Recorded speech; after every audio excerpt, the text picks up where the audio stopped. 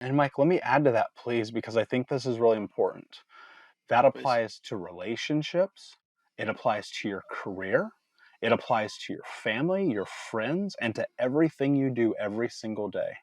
There are so many people who are trapped in things that are only ever taking from them because they feel like they're somehow obligated. And sometimes that same obligation that you feel that is taking away from you is a form of self punishment, Mm. right? We tell ourselves, no, no, it's okay if my partner hits me. It's okay if my boss yells at me. It's okay if my mom steals all my stuff, right? We go, no, no, it's okay. That's just who they are. Or even worse, that's what I deserve. And you only will ever get what you allow yourself to deserve. And you deserve love and compassion. You know, when I was 14, I put a restraining order on my mother, right? And my stepfather. Imagine that, a 14-year-old, a decision like that.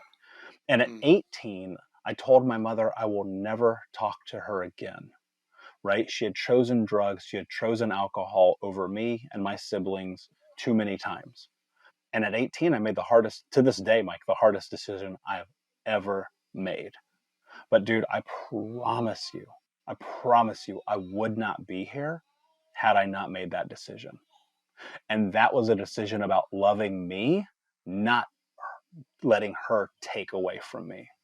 Mm. And that's a thing that's really hard for people to understand, because sometimes the very thing keeping you from being able love, to have success, to have whatever is the next level in your life is actually the people in your life. What's challenging is, and I'd like to hear your opinion on this, is sometimes we have people in our lives that are not willing to change, or they're not willing to adapt. So, um, and I'm assuming that was the case with mom too. It's like, how do you create boundaries, or how might you advise someone to create boundaries for themselves to say, if someone crosses this boundary, you don't have to accept that because you deserve more. And if they do, if they cross the boundary, like, number one, what are the boundaries that you have for yourself? Like, is it if they say something to me, or if they try to force me to do something, or, I just think about, parents often have kids and they know how to have kids, but they don't know necessarily how to be parents. And we take on a lot of this trauma.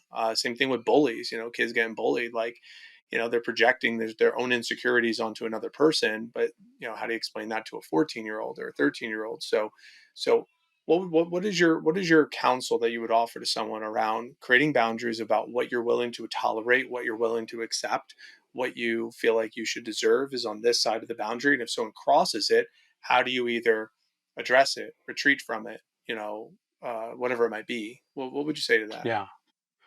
You know, when I was young, those decisions that I made were because, like, honestly, I felt like my back was against the wall, right? And I felt like if I didn't do that, I just felt like my life was going to be over. And that's a really different experience for a lot of people, especially I assume if they're listening to this. And I think the thing people must remember is that boundaries are actually for you. They're not for them. Boundaries are for you as a mechanism to keep yourself protected or safe or sane, right?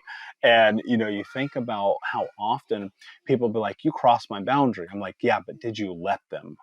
Because at some point you have to recognize you're playing a role in it as well. Again, it's not about culpability, it's not about pushing people down, it's about awareness, Mike.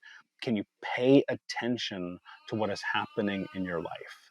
Because sometimes what's happening is you may even, and this happens, I counsel people on this all the time when I'm coaching them.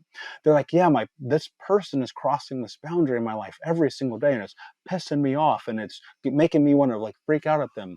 I'm like, yeah, did you tell them what the boundary Hmm. was? Mm. Did you talk about it? Did you communicate?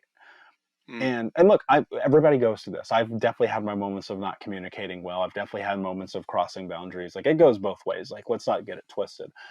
And and I think the biggest thing that you can do, especially up front, is like, this is what is okay and what is not okay. I'll give you an Mhm. example. In my relationship, I have a very simple boundary. And actually, this isn't just relationship, this is anything. You're not allowed to yell at me. That's hard and fast. I spent my entire childhood being screamed at by people. And so you are not allowed to yell at me. The first time you do it will be the only time that you do it. And when that happens, I will sit down like a calm, in my calm state, and I will be like, hey, don't yell at me. We're adults. Talk to me like an adult. Talk to me like a human being. I won't. And if you cannot honor that, you yell at me again, Mike, that is my boundary. That is my thing that keeps me safe, that keeps me in my parasympathetic, that keeps me grounded and not out in la la land.